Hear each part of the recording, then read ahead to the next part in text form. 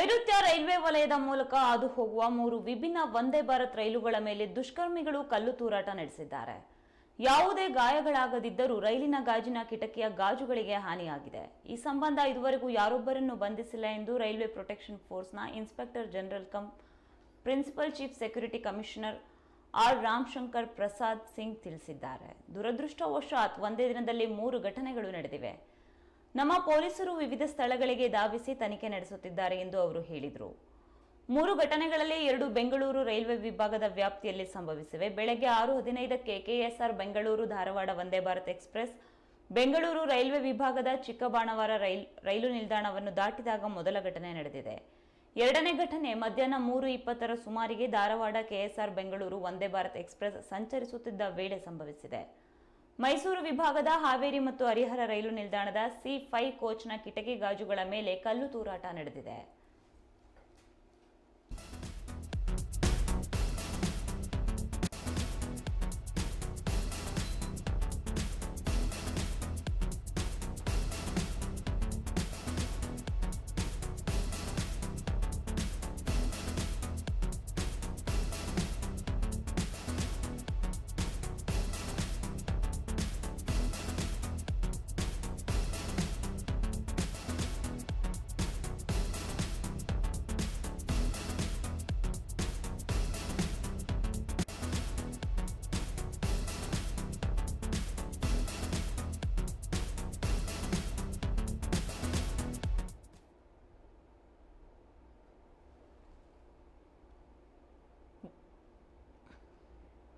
ವಂದೇ ಭಾರತ್ ರೈಲಿನ ಮೇಲೆ ಕಲ್ಲು ತೂರಾಟ ನಡೆಸಲಾಗಿದೆ.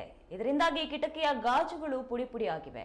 ಒಂದೇ ದಿನ 3 ಕಡೆ ಕಲ್ಲು ತೂರಾಟವನ್ನ ವಂದೇ ಭಾರತ್ ರೈಲಿನ ಮೇಲೆ ಮಾಡಲಾಗಿದೆ. ನೈಋತ್ಯ ರೈಲ್ವೆ ವಲಯದ ಮೂಲಕ ಹಾದು ಹೋಗುವ 3 ವಿಭಿನ್ನ ವಂದೇ ಭಾರತ್ ರೈಲುಗಳ ಮೇಲೆ ದುಷ್ಕರ್ಮಿಗಳು ಕಲ್ಲು ತೂರಾಟ ನಡೆಸಿ ಪುಂಡಾಟ ಮೆರೆದಿದ್ದಾರೆ.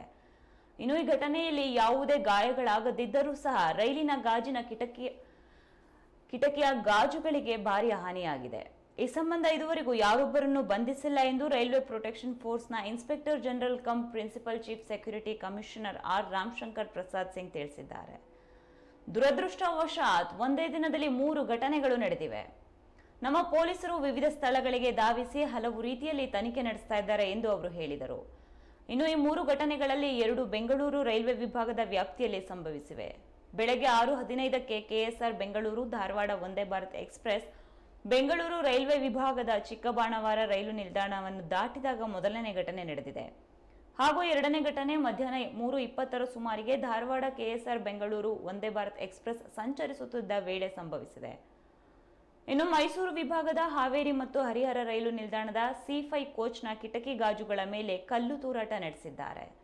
ಒಂದೇ ದಿನ 3 ಘಟನೆಗಳು ವಂದೇ ಭಾರತ್ ಎಕ್ಸ್ಪ್ರೆಸ್ಗೆ ನಡೆದಿರುವುದು ತಿಳಿದು ಬಂದಿದೆ.